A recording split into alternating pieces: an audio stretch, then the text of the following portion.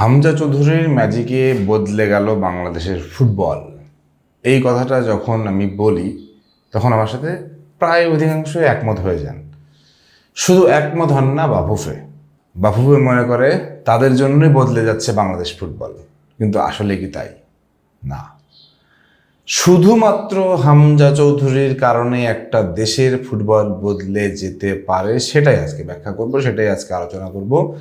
হামজা চৌধুরী যখন আসা নাই, যখন আসা নিয়ে কথা হচ্ছিল, তার আগে থেকে যখন আমরা হামজা চৌধুরী, শামিদ সোম, ম্যাক্স রহমান, এদেরকে নিয়ে কথা বলতে চেষ্টা করছিলাম, তখন থেকেই আমরা জানতাম যে একজন হামজা চৌধুরী আসলে বাংলাদেশের কি কি পরিবর্তন হইতে পারে।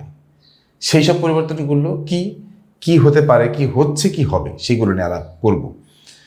প্রথমত যেই পরিবর্তনটা বর্তমানে হচ্ছে সেগুলো নিয়ে আলাপ করি। দেখেন, একটা জিনিস আমি আপনাকে বলি, বাংলাদেশ স্পোর্টসে ফুল কাভারেজটা তো দখল করে নিয়েছিল ক্রিকেট। সেখানে বাংলাদেশের স্পোর্টসের প্রায় 50-50 কাভারেজ দখল হয়ে গেছে এখন ক্রিকেট বনাম ফুটবল। আমি তো বলবো কোনো কোনো ক্ষেত্রে ক্রিকেট কাভারেজ এখন পাচ্ছে না। এখন ক্রিকেট স্পন্সর খুঁজতে হচ্ছে। একসময় ক্রিকেটের বিসিবিতে স্পন্সররা গিয়ে বসে থাকতো, সেটা এখন ফুটবলে হচ্ছে। ফুটবল এখন মনে করেন every company, UCB bank, Techno, Infinix, whatever, সবাই গিয়ে বসে থাকতেছে যে ফুটবলে বিনিয়োগ করব। কেন কেন বিনিয়োগ করে? হামজা চৌধুরীর কারণে। হামজা চৌধুরীর পার্সোনাল ব্র্যান্ডিংগুলো দেখেন, শাহ সিমেন্ট, ক্লিয়ারম্যান, এগুলোকে কার দখলে ছিল? রোনালদোর দখলে ছিল, সাকিব আল হাসানের দখলে ছিল। এখন কার দখলে? হামজা চৌধুরী। সো হামজা চৌধুরীর দখলে যখন সব কিছু চলে যাবে, তখন আপনাকে বুঝতে হবে যে ব্র্যান্ড ইজ ব্র্যান্ড। ব্র্যান্ডের তফাৎটা আপনাকে বুঝতে হবে। পুরো বাফুফের ব্র্যান্ড ভ্যালুর থেকেও হামজা চৌধুরীর ব্র্যান্ড ভ্যালু বেশি। এই লোগোটা যখন হামজা চৌধুরী পরবেন, তখন এটার দাম হয়ে যাবে কয়েকশো কোটি টাকা।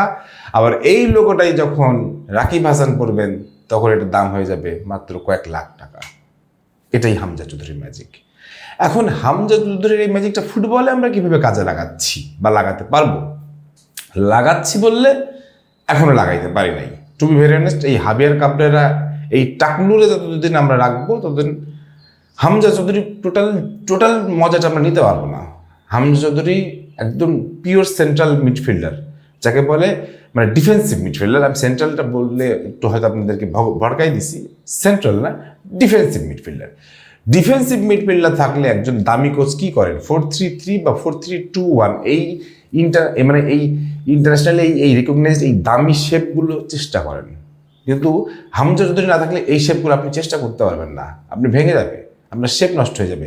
বারবার রিশেপ অ্যাডজাস্ট করতে গিয়ে আপনি বারবার গোল খাবেন।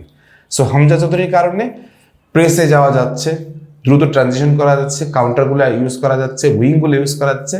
কিন্তু এই টাকলুর কারণে আমরা এটা পারছি না। কোনো কোনো ক্ষেত্রে হয়তো পারছি, সেটা হামজা চৌধুরী নিজের কৃতিত্বে পারছি। এখন তাহলে বাফুফের কথায় চলে আসি। তাহলে বাফুফে দেখেন কতটা আন্তরিক, যে হামজা চৌধুরীর মতন একজনকে আমরা একটা দামি কোচ দিতে পারতেছি না। ইভেন আমরা এখনো সিদ্ধান্ত নিতে পারিনি যে এই হাবিয়ার কাবরেরাকে কখন বাদ দিব, কিভাবে বাদ দিব। হ্যাঁ, সম্ভাবনা আছে বাদ দেওয়ার 99%, কিন্তু তারপরও হামজা চৌধুরীর জন্য আমাদের স্পেশাল কোচ দরকার ছিল, স্পেশাল ট্রেনার দরকার ছিল, স্পেশাল ফিজিও দরকার ছিল, স্পেশাল মাঠ ফ্যাসিলিটি দরকার ছিল। সেগুলো আমরা দিতে পারি নাই। এবং তার এই ফ্যাসিলিটি দেওয়া হচ্ছে কিনা সেগুলো দেখার জন্য লেস্টার সিটি থেকে লোক আসে। বুঝতে হবে আপনাকে হামজা চৌধুরীর ব্র্যান্ড ভ্যালুটা কোথায়। এখন প্রশ্নটা হইলো যে এই এশিয়াতে কিন্তু কোনো প্রিমিয়ার লিগ খেলোয়াড় নেই, আমাদের আছে। তার এক্সপোজারটাকে কি আমরা ইউজ করতে পারলাম? তার ব্র্যান্ড ভ্যালুটাকে ইউজ করতে পারলাম? দেখেন, হামজা চৌধুরী যদি জায়ান আহমেদের জন্য একটু বলে দেয় যে জায়ান আহমেদকে একটা ভালো দলে নিতে হবে, ইংল্যান্ডের এমন কোনো 3rd ডিভিশন, 4th ডিভিশন বা 5th ডিভিশন লিগের মানে দল নেই যে তারা তাকে নিবে না। হ্যাঁ, হয়তো বা তিনি এগুলো করতে চাইবেন কি চাইবেন না, সেটা আলাদা ইস্যু, বাট আমাদের সেই অপশনটা তো থাকতেছে।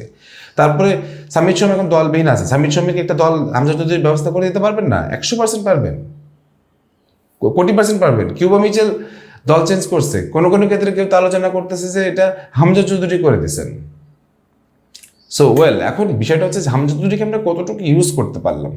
দেখেন বাফু ভাই মনে করে কি হামজা চৌধুরী তাদের বাই ডিফল্ট প্রোডাক্ট, মানে এটা হওয়ার ছিল, এটা হয়েছে, বা এটা হয়েছে না। সেভ বাংলাদেশ ফুটবল আলট্রাস আমরা সবাই মিলে যখন বলতে বলতে বলতে বলতে ক্লান্ত হয়ে গেছি, তখন হামজা চৌধুরীকে আমরা পাইছি। তারপরে হামজা চৌধুরী আসছে, এই সোশ্যাল মিডিয়া হামজা চৌধুরী আনছে। বাবু ভাই আপনারা কোনোভাবেই হামজা চৌধুরীকে আনেন নাই, আনতে পারেন নাই। সো আপনারা ক্রেডিট দাবি করলে সে ক্রেডিট এখন কেউ দিবেন আপনাদের। ওয়েল, এখন হামজা চৌধুরীকে আপনি কীভাবে ইউজ করবেন? হামজা চৌধুরীকে আপনারা ইন্টারন্যাশনাল ইউজ করেন, ইন্টারন্যাশনাল প্রীতি ম্যাচ খেলার ক্ষেত্রে হামজা চৌধুরীর ফেস ভ্যালুটাকে ইউজ করেন, কারণ র্যাঙ্কিং দিয়ে তো আপনি পাবেন না। প্রীতি ম্যাচ খেলার ফেস ভ্যালু ইউজ করেন, ইন্টারন্যাশনাল ব্র্যান্ডিংয়ে ইউজ করেন, কীভাবে ব্র্যান্ডিং ভ্যালু বাড়ানো যায় হামজা চৌধুরীকে দেখায় সেটা ইউজ করেন। তারপরে যে আমাদের নতুন যে যুব খেলোয়াড় তৈরি হচ্ছে তাদেরকে দেখান যে হামজা চৌধুরী হইতে গেলে, হামজা চৌধুরীর স্টারডাম নিতে হলে কী করতে হবে, তোমাকে কীভাবে বেড়ে উঠতে হবে সেটা দেখান।